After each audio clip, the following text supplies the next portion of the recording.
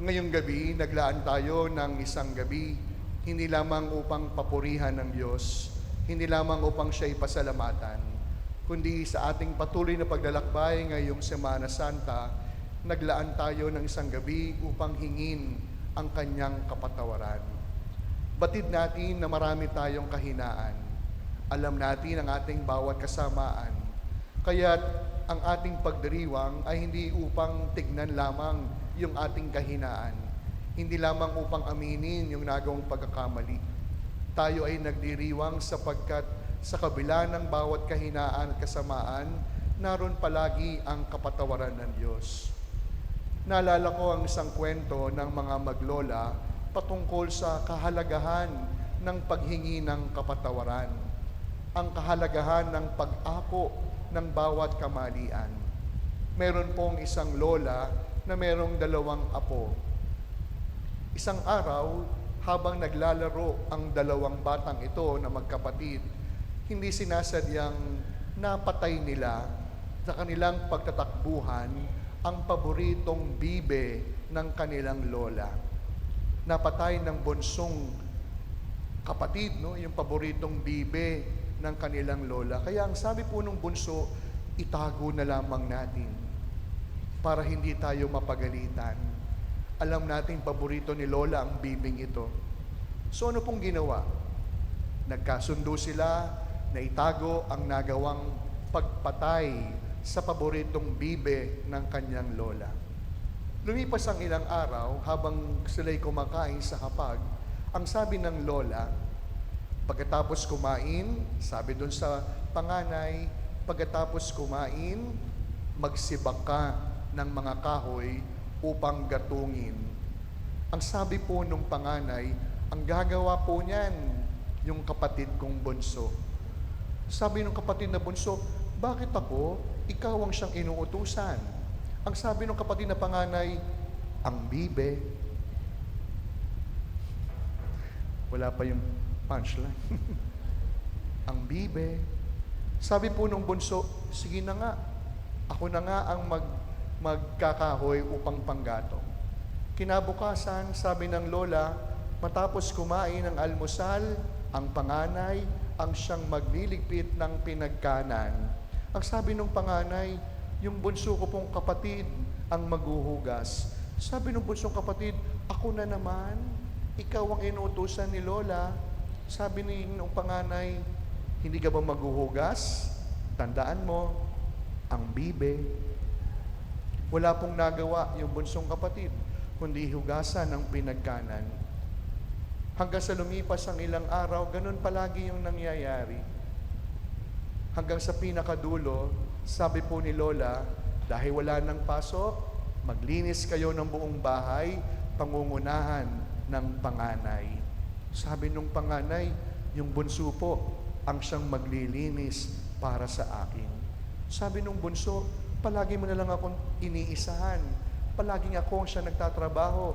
Ako ang laging nahihirapan. Ang sabi nung panganay, ang bibe.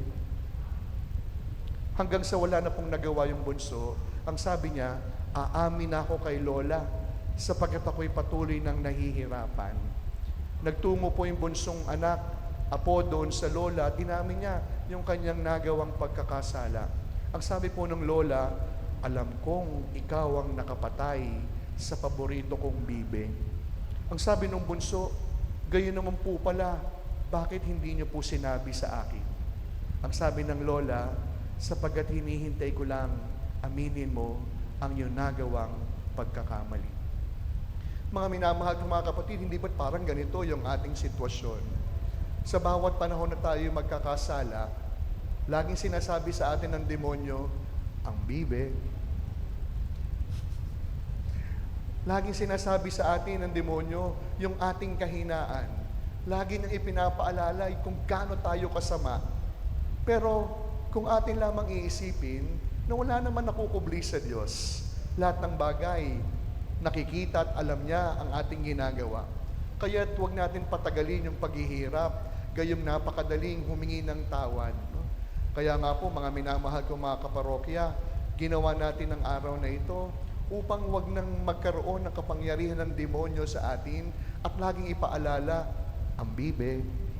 Kundi lagi nating tandaan, no? Huwag sanang humantong yung ating kahinaan upang magpatuloy tayo sa kasamaan. Marami po tayo mga paring inanyayahan.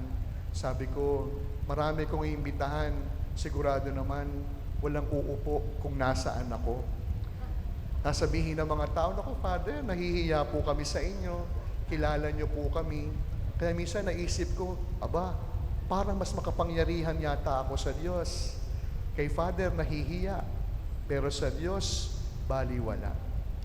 Bahagi po ng pag-amin ay kapakumbabaan, humility, na kaya natin tanggapin, nagkasala ako, kinakailangan kong pagpapatawad ng Diyos. Kaya nasa 10 pari po kami, no? Mamili kayo, merong imported, may local. Sa mga nahihirapan ng Ingles, pwede kayo sa local. Sa mga pwede pong mag-Ingles, may tayong 2 imported. No? 10 pari po kaming lahat na handang makinig ng inyong kumpisal. At panghuli, wag na wag po kayong papayag, mga minamahal kong kaparokya, na dadaloy, matatapos, mapapagod tayo ngayong Holy Week nang hindi man lamang nakapagkumpisal. Because the greatest sin in the world is not murder. The greatest sin in the world is not even adultery or theft. But the greatest sin in the world is when we have lost our sense of sin. Kaya hindi nagkukumpisal ng iba? Hindi naman dahil tamad, hindi naman dahil nakalimot, hindi nagkukumpisal ng marami sapagkat ang kanilang iniisip, wala naman akong kasalanan, wala naman akong kahinaan at pagkakamali. Kaya ngayong gabi, hayaan po nating maramdaman, malasahan, at muling maranasan kung gaano kabuti ang Diyos. Amen. Magsiluhod po ang lahat. Litanya sa paghingi ng kapatawaran, sa pagkakataong kinapos ako ng awa at